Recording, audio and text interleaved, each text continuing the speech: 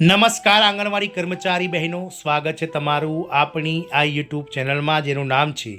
ગુજરાતી જીકેની જમાવટ. તો આપ સૌ જાણો છો તે પ્રમાણે ગુજરાત હાઈકોર્ટ ડિવિઝન બેન્ચ દ્વારા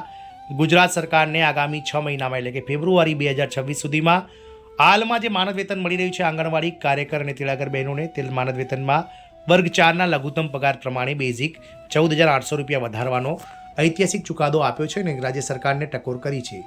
ત્યારે ગુજરાત હાઈકોર્ટના ચુકાદાને આધીન ટાંકીને વિવિધ રાજ્ય સરકારના આંગણવાડી કર્મચારી યુનિયનો પણ હવે વિવિધ રાજ્ય સરકારો અને કેન્દ્ર સરકાર સામે જે છે તે બાયો ચડાવી છે અને તેઓ પણ પોતાના માનદ વેતનમાં વધારો કરવાને લઈ અને વિવિધ જગ્યાએ માંગણીઓ કરી રહ્યા છે. તો આગામી 11 તારીખે એટલે કે 11 ડિસેમ્બર 2025ના રોજ દિલ્હીના જંતર મંતરમાં ઓલ ઇન્ડિયા આંગણવાડી વર્કર્સ યુનિયન્સ દ્વારા જે છે તે વિરોધ પ્રદર્શન કરવાને લઈ અને દેશના તમામ મહિલા આંગણવાડી કાર્યકર તેડાગર બહેનોને આહવાન આપવામાં આવ્યું છે અને ચલો દિલ્હીનું જે છે તે સૂત્ર પણ આપવામાં આવ્યું છે. જાણીએ વિડીયોમાં વિગતવાર કે આ કર્મચારી યુનિયન ઓલ ઇન્ડિયા આંગણવાડી વર્કર્સ જે છે તેનું પશ્ચિમ બંગાળ મુખ્ય માંગણીઓ અને શું હશે આ વિરોધ પ્રદર્શનનો મુખ્ય જે એજન્ડા તેને લઈ અને આજના વિડીયોમાં વિગતવાર ચર્ચા કરીશું. તો વિડીયોના અંત સુધી આ બહેનો બન્યા રહેશો અને જો ચેનલમાં આપ નવા સબસ્ક્રાઈબર હોય તો અમારી ચેનલને સબસ્ક્રાઈબ કરવાનું ભૂલશો નહીં. તો આંગણવાડી કાર્યકર અને તેડાગર બહેનો દિવસે ને દિવસે જેમ મોંઘવારી વધી રહી છે પરંતુ સરકાર દ્વારા તેમના પગારો જે છે તે વધારવામાં નથી આવી રહ્યા. કેન્દ્ર સરકારની વાત કરીએ તો કેન્દ્ર સરકાર આઈસીડીએસ પ્રોજેક્ટ જે છે તે ચલિત કરે છે, એટલે કે આ જે આઈસીડીએસ પ્રોજેક્ટ છે તે કેન્દ્ર સરકાર દ્વારા જે છે તે પ્રોજેક્ટ બનાવવામાં આવે છે અને કેન્દ્ર સરકાર દ્વારા ચલાવવામાં આવે છે, જેમાં આઈસીડીએસના જે માનદ વેતન હોય છે કર્મચારીઓનું, કાર્યકર તેડાગર બહેનોનું, તેમાં 60% માનદ વેતનનો હિસ્સો કેન્દ્ર સરકારનો અને રાજ્ય સરકારો 40% માનદ વેતનમાં હિસ્સો આપે છે. કેન્દ્ર સરકાર દ્વારા ગત ઓક્ટોબર 2018માં એટલે કે આજથી લગભગ 7 વર્ષ પહેલાં આ માનદ વેતનમાં વધારો કરવામાં આવ્યો હતો, જ્યારે આંગણવાડી કાર્યકર બહેનોનું માનદ વેતન જે 3,000 રૂપિયા હતું તેને 4500 કરવામાં આવ્યું હતું અને તેડાગર બહેનોનું જે 2,250 રૂપિયા માનદ વેતન કરવામાં આવ્યું હતું. ત્યારબાદ જે છે તે 7 વર્ષથી વધારે સમય વીતવા છતાં કેન્દ્ર સરકારે 1 પણ રૂપિયાનો આ માનદ વેતનમાં વધારો કર્યો નથી, જ્યારે રાજ્ય સરકારો પોતાનાથી બનતી જે છે તે કોન્ટ્રીબ્યુશન કરી અને હાલમાં એક એવરેજ પ્રમાણે અલગ અલગ રાજ્ય સરકારના કાર્યકર બહેનોને 8 થી 10,000 રૂપિયા માનદ વેતન અને તેડાગર બહેનોને 4 થી 6,000 રૂપિયાનું માનદ વેતન જે છે તે મળવાપાત્ર થાય છે. ત્યારે આજના મોંઘવારીના સમયમાં આંગણવાડી કર્મચારી બહેનોને જે છે તે બજાર સામે ટકી રહેવા માટે આટલું માનદ વેતન પોતાના પરિવારના ગુજરાન, આરોગ્ય, શિક્ષણ વગેરેના ખર્ચાઓને પહોંચી વળવા માટે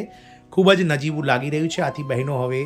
દરેક જગ્યાએ એટલે કે આ કર્મચારી રાજ્ય સરકાર સામે અને કેન્દ્ર સરકાર સામે આ માનદ વેતનમાં વધારો કરવાને લઈ અને વિરોધ પ્રદર્શનો કરી રહ્યા છે. આ તમામ અટકળો વચ્ચે છેલ્લા ઘણા સમયથી ગુજરાત હાઈકોર્ટમાં પેન્ડિંગ જે છે આંગણવાડી કર્મચારીઓની જે અરજીઓ હતી તેની તરફેણમાં જે છે તે ગુજરાત હાઈકોર્ટ ડિવિઝન બેન્ચ દ્વારા ગત 20 ઓગસ્ટે એક મહત્વનો ચુકાદો આપ્યો હતો, જેમાં રાજ્ય સરકારને આદેશ આપવામાં આવ્યો છે કે આગામી 6 મહિનામાં એટલે કે ફેબ્રુઆરી 2026 સુધીમાં કાર્યકર બહેનોને 24,800 અને તેડાગર બહેનોને 20,300 રૂપિયા નવું માનદ વેતન કરી આપવામાં આવે.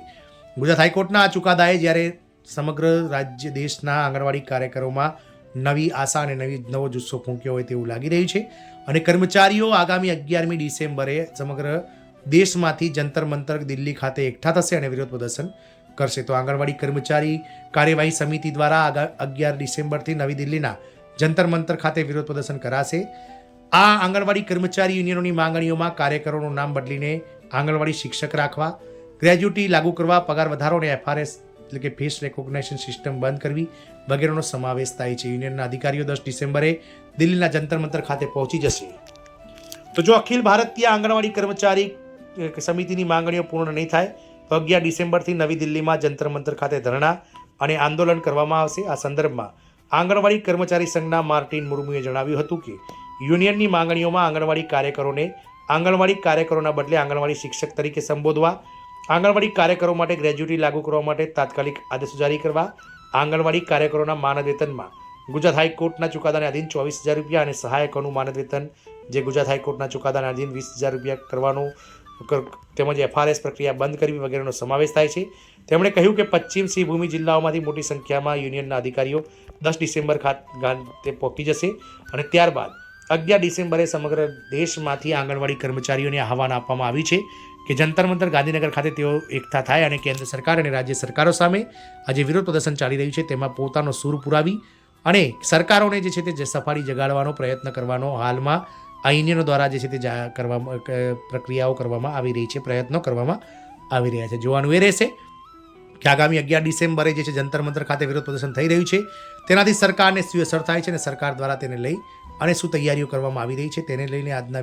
આપણે આગળ પણ જણાવીશું, નવો વિડીયો બનાવીશું. પરંતુ હાલમાં ચોક્કસથી આંગણવાડી કાર્યકર તેડાગર બહેનો જે છે તેમના પગાર વધારાને લઈ અને હાલમાં દેશમાં જે રીતે જ્વાળા ફાટી નીકળ્યો છે તે જોતાં એવું લાગી રહ્યું છે કે કેન્દ્ર સરકારને પણ આગામી બજેટ 2026-27માં જે 1 ફેબ્રુઆરી 2026ના રોજ રજૂ થવા જઈ રહ્યું છે તેમાં ક્યાંક ને ક્યાંક આંગણવાડી કર્મચારીઓના વિવિધ જે લાભો છે તેને લઈ અને કોઈ વાત ઉલ્લેખ કરવો પડશે અને વધારો પણ કરવો પડશે. જય હિન્દ, અસ્તુ.